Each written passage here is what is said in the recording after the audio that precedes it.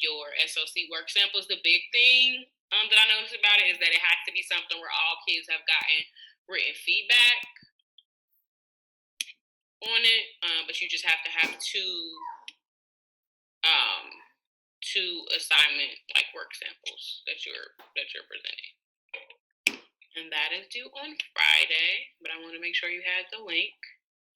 And then be thinking about a end of the trimester incentive that we could do. Like that's just 8th grade specific. So we have the screen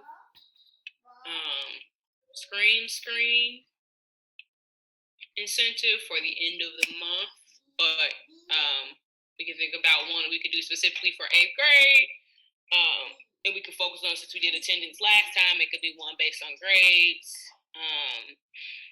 And since there's not, since we already have one for points too, we could focus that one on grades.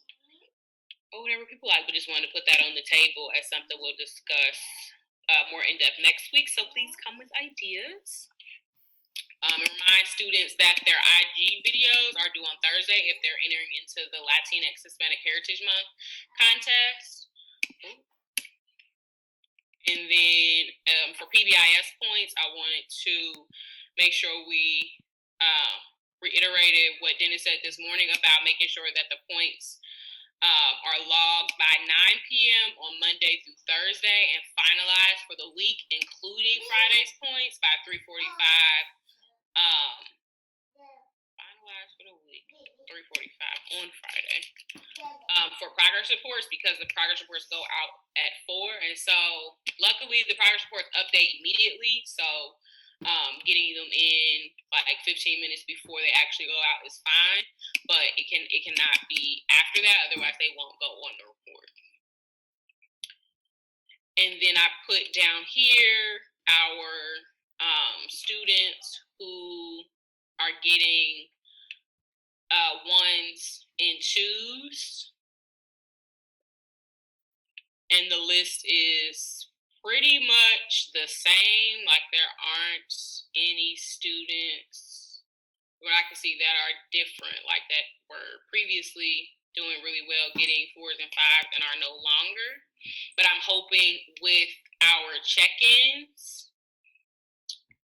and us being able to address like students' low points or their low grades, or like really making a connection in the check-ins with the fact that like if you have like your low PBIS points and your low grades are connected, if you're not participating in class, then that means your grade is going to suffer.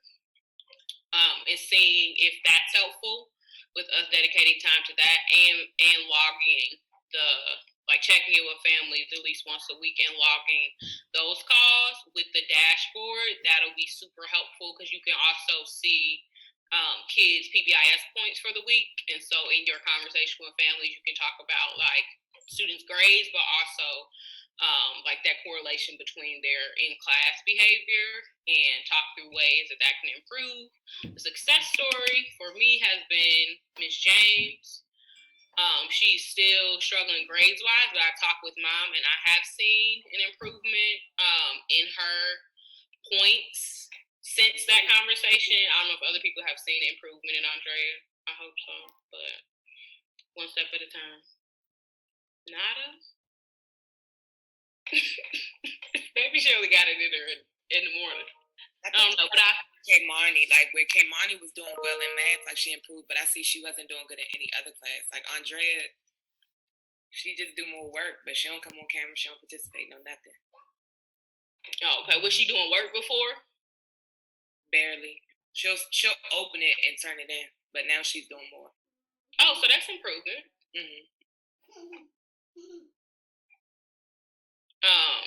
But yeah, that's just a change that I had noticed that I hadn't prior to that, and me just like texting her wasn't working. But when I called mom was like, I'll check in with her.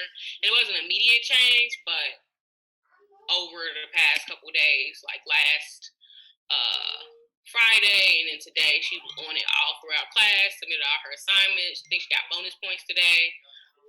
And so with ELA being her worst class as far as points, it's cool to see that change with talking to mom. So hopefully we see some of these students move as we are regularly doing the check-in.